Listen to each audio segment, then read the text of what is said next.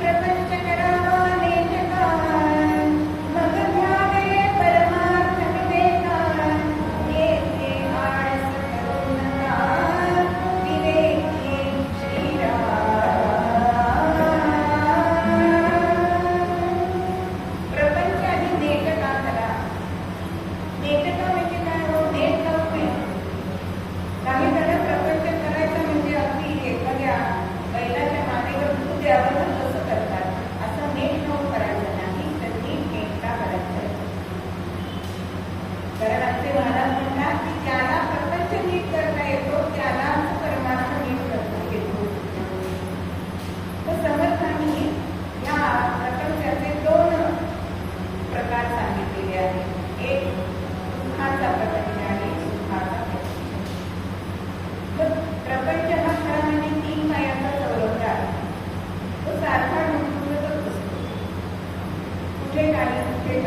काही ना काहीतरी कमी असतं, त्याला प्रपंच म्हटलं जातं.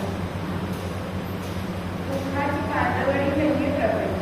मग ह्या प्रपंचाचं वर्णन करता असं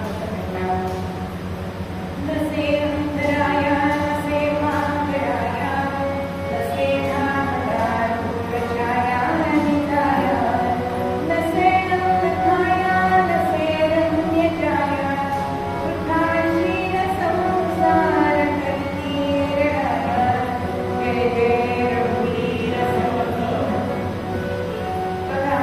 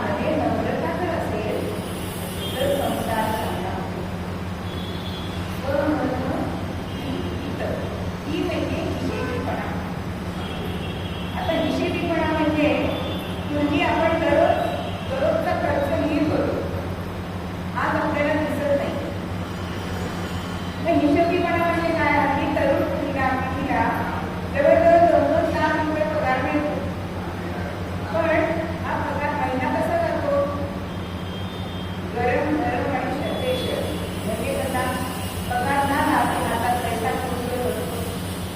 मग हॉटेलीत जातं, खरेद्या जातात आणि मोठा मोठा सगळा दिवस संपून जातात.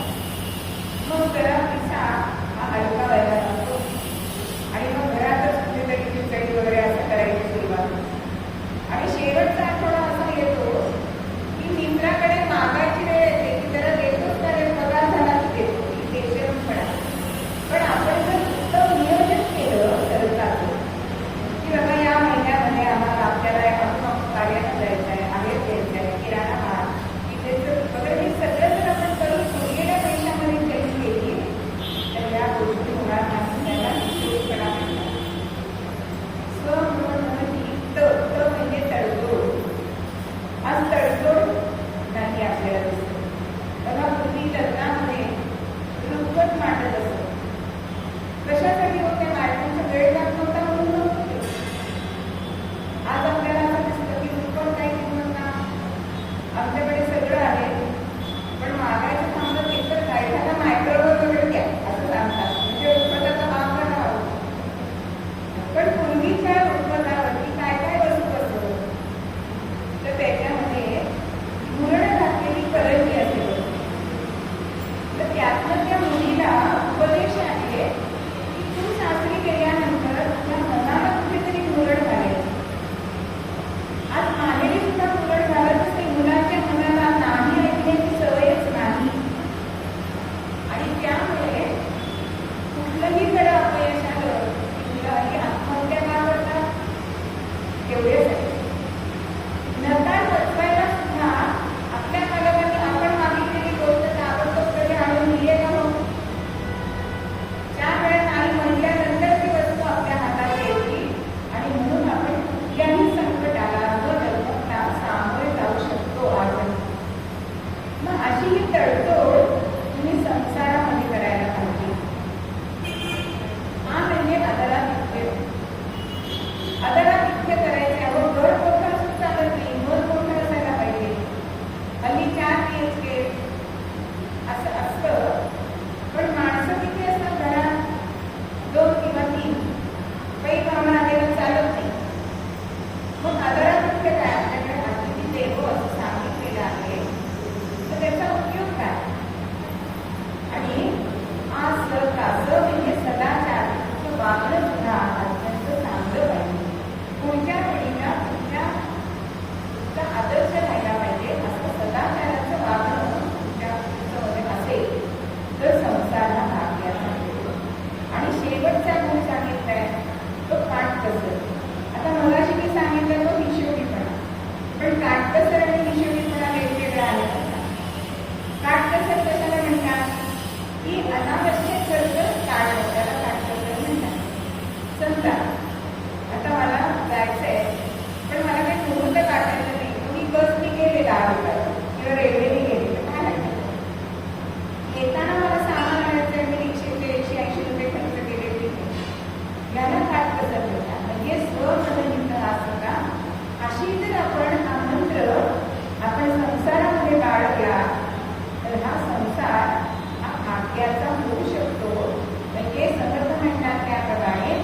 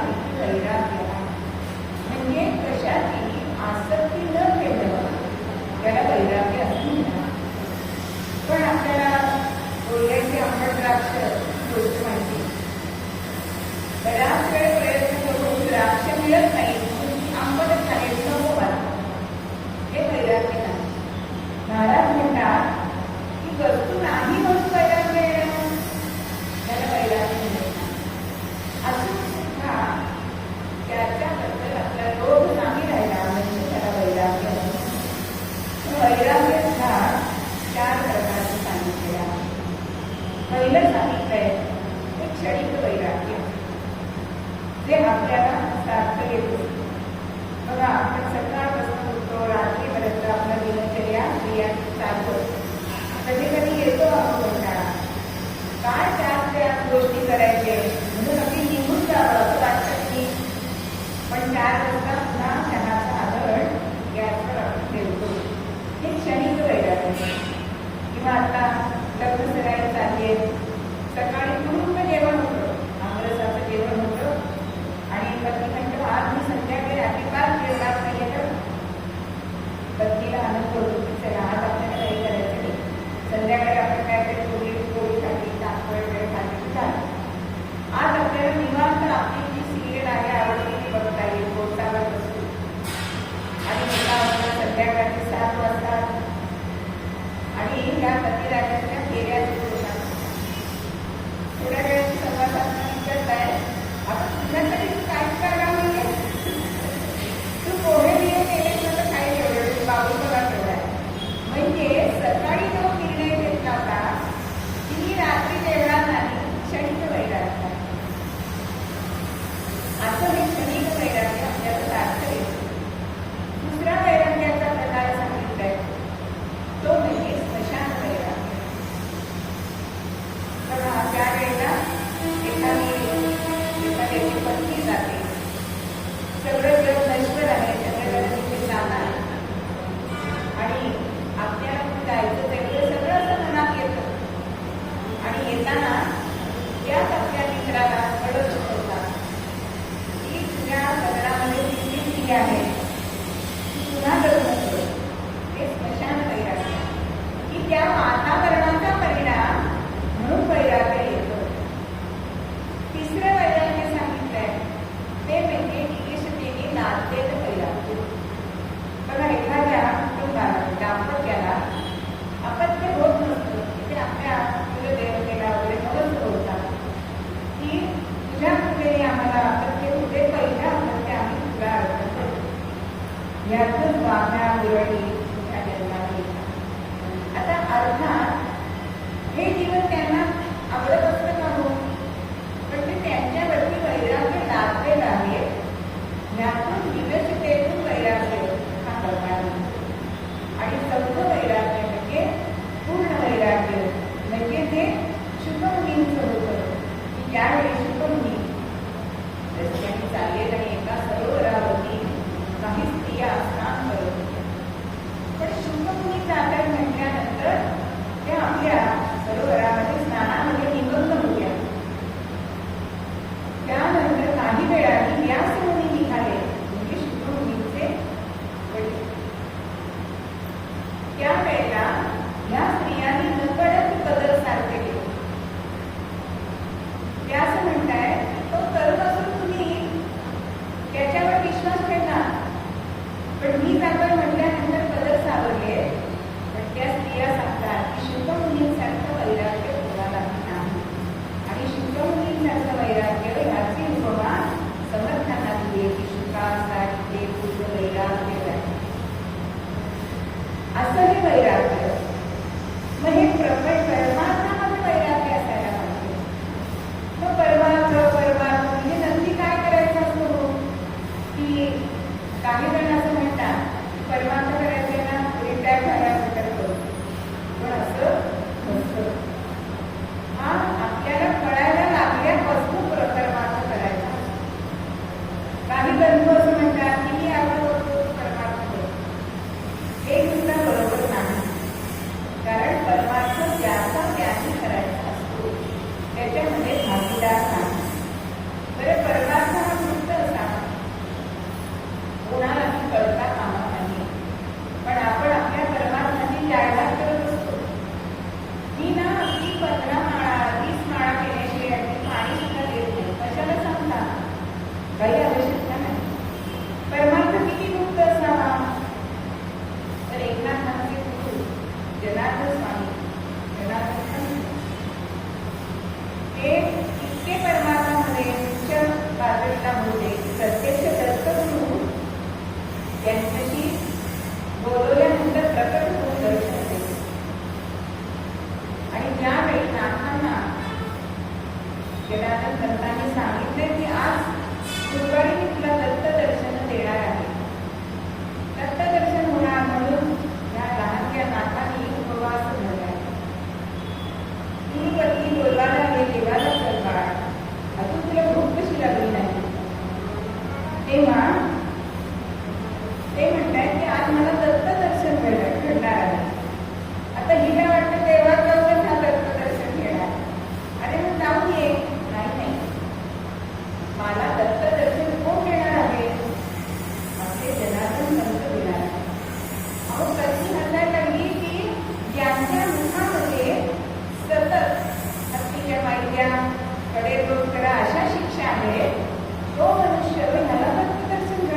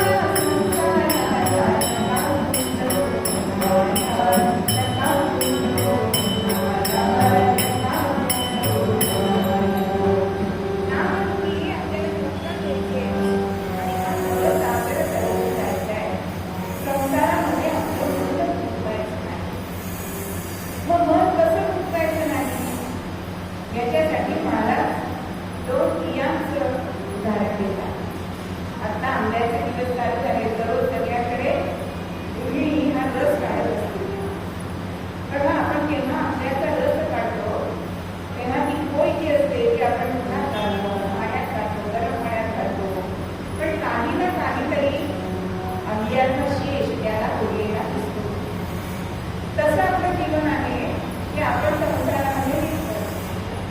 तर दुसऱ्या फळाची ती बघा, चिकू आपण फळ बघतो. चिकू कोणता क्षणी ते बाहेर निघून जाते की नाही, पटकन निघून जाते आणि त्याला काही चिकट बिघडलेलं असतं का मग चिकूचं. म्हणजे संसारात राहून तुम्ही जर चिकूच्या बी-सारखं राहिलात, म्हणजे संसार हा रामाचा आहे, त्याचा आम्ही करतोय हा संसार, असं जर आपण बघितलं तर समर्थ म्हणतात त्याप्रमाणे दास म्हणे साधना. आणि मग आपल्याला प्रपंचामध्ये सुद्धा भाग्य मिळणार आहे आणि परमार्थामध्ये वैराग्य सुद्धा मिळणार आहे. हेच आपल्याला मूलतत्त्वामध्ये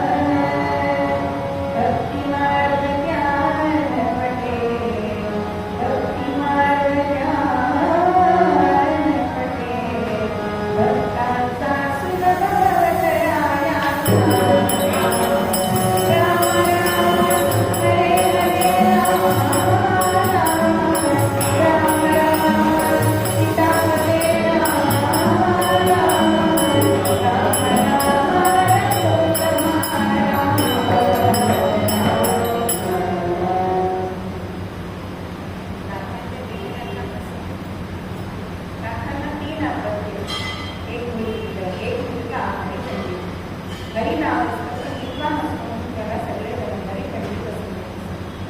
आणि दोन कन्या असं नाथांचा प्रसंग. आणि नाथांचं आणि त्याचं अजिबात पटत नसतं. कारण सगळं शिक्षण त्याचं उत्कृष्ट पद्धत आहे. निर्माण वाणी अत्यंत आवडत होती. आणि नाथांनी मात्र काय केलं होतं की जनसामान्यांना कळावं म्हणून प्राकृत भाषेमध्ये कथा कीर्तन करावी, भारूड करावी. आणि हे त्याला अजिबात पटत नव्हतं. एकदा असं झालं.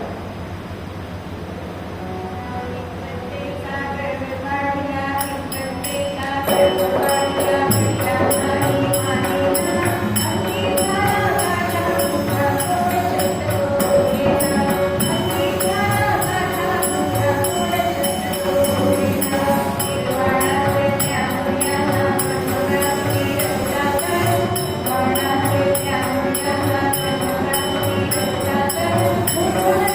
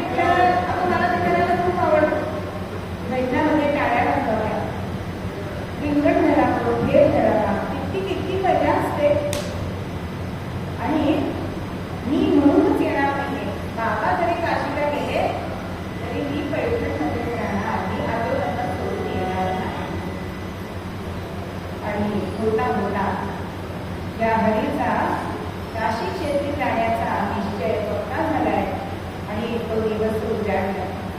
सामानाची बांधा गेली.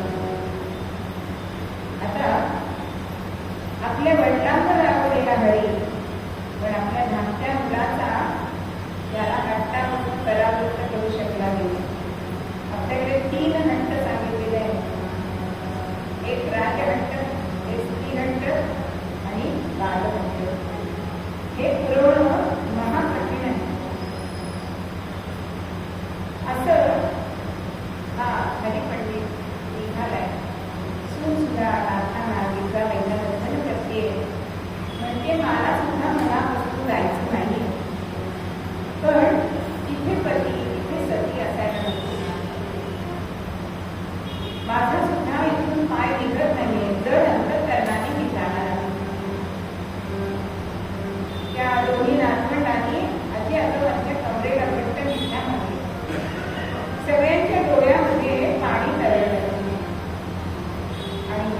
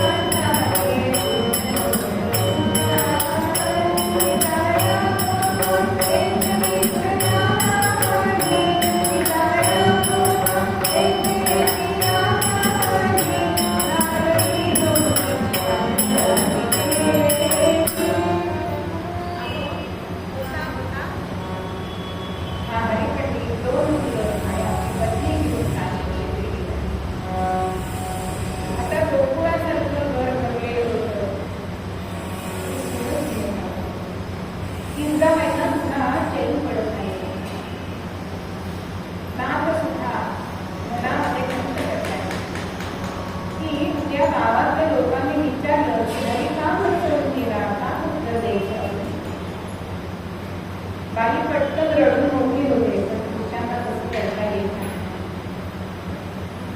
गिरजाबाईंची सुद्धा रात्री खुशी होळी होत होती. हे नाथ जाण पण नाथाने आपलं मन खूप मोठं करावं. देवघरामध्ये गेले. त्या पांडुरंगाला हात जोडले आणि म्हणताय सुबुद्धी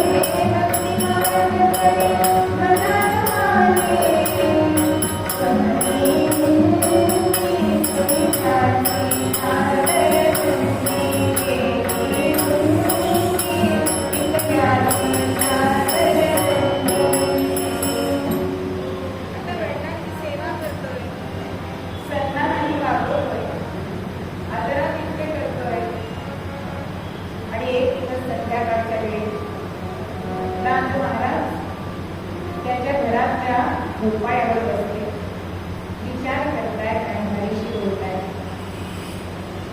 की हरी, अरे तुझी आई किती तुझी डोळे भरून वाट बघते. तू कितीही मोठा झालास ना तरी आईला तू बाळच झाली. आणि तुला काय सांगू माझी म्हणतो की अरे मी तुझला नजला लोक तुला मला निंदा करतायत का? म्हणजे मी ते भावाचं रामायण लिहिलं ते व्यक्त केलंय. पितृवचन पाळणाऱ्या रामाची ती कथा लिहिली आणि माझा शब्द माझा मुलगा पाळत नाहीये याच्यासारखं दुसरं दुःख नाही आहे. तर मला असं वाटतं तू राग सोडावा आणि तुझ्या आई करता तरी तू परत पैठणला यावं. आता हरीला सुद्धा आईची आठवण येते आणि मग तो म्हणतो मी येईन पैठणला, पण माझ्या 2 अटी आहेत. नाथ म्हणतात काही तुझ्या ज्या अटी असतील त्या मला मान्य, पण तू पैठणला अटी विचारच सुद्धा नाही. पण हरी म्हणतो बाबा आधी अटी तर ऐकून घ्या.